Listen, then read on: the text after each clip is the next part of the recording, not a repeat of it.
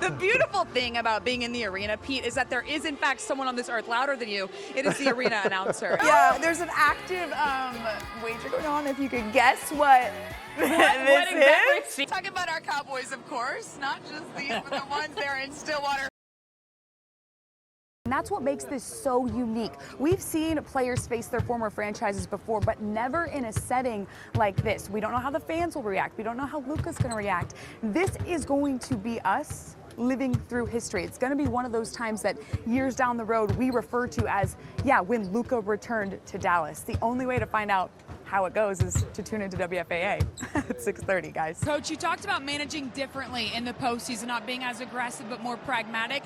How have the guys performed according to that game plan coming in? What you're looking for in a slider is late deception and significant break. You'll see how high this ball is when it's approaching the plate. There's that late break, and that's what results in a swing and a miss. He has a 41% whiff rate on this pitch. To put it plainly, if the Mavs want to keep up, Luka has got to get some help offensively. Now, whether that's through design sets, whether that's just simply some guys making their free throws, they've got to do something to, like you said, Nancy, crack 100 for the first time in this series if they want to keep up with the best offensive team in the NBA this season, Joe. He's talking with Thomas Roberts and is joining me now, Coach. Couple good chances there in the first half, but incredible saves by Damian. How do you get past him in the second? The player of the game, Super Senior Kobe Williams on Senior Day. You get a win over 24th ranked South Florida. Where does this one rank in terms of wins on the season?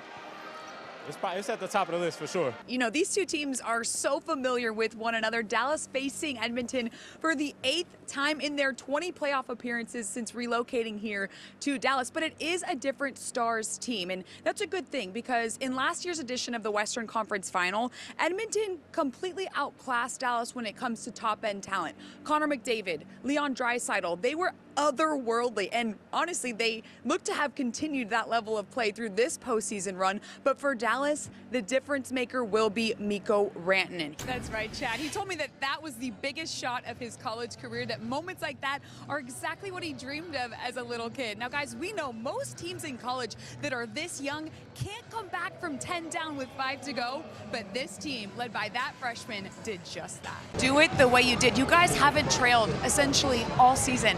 To come back and then to win it and to celebrate with this guy.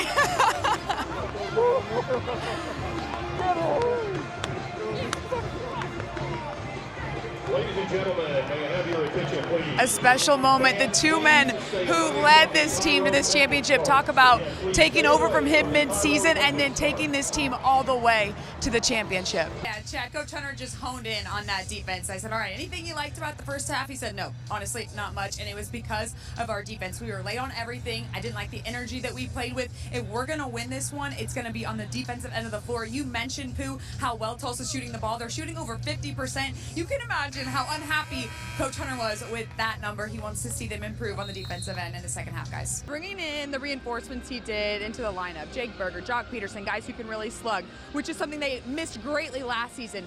Those were notable improvements on the offensive side of things. And then, of course, on the pitching staff, the rotation, as of like 4 weeks ago, was going to be one of the most Looking great. yeah, exciting in all of baseball. Now, of course, it's baseball and injuries happen.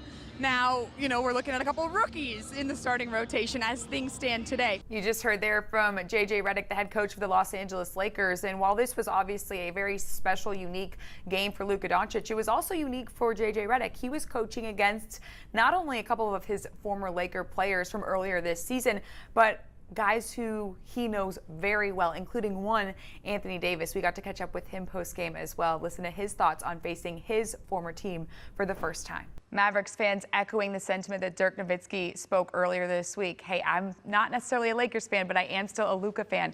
As a reminder, WFAA will be live from Los Angeles covering that game as we continue our coverage of one of the most shocking trades in NBA history. But now it is time to switch gears, talk some football. The coaching staff for the Cowboys introduced to the media this week. We hear why you should be excited about them. There is something to be excited about in this town. That's coming up after the break.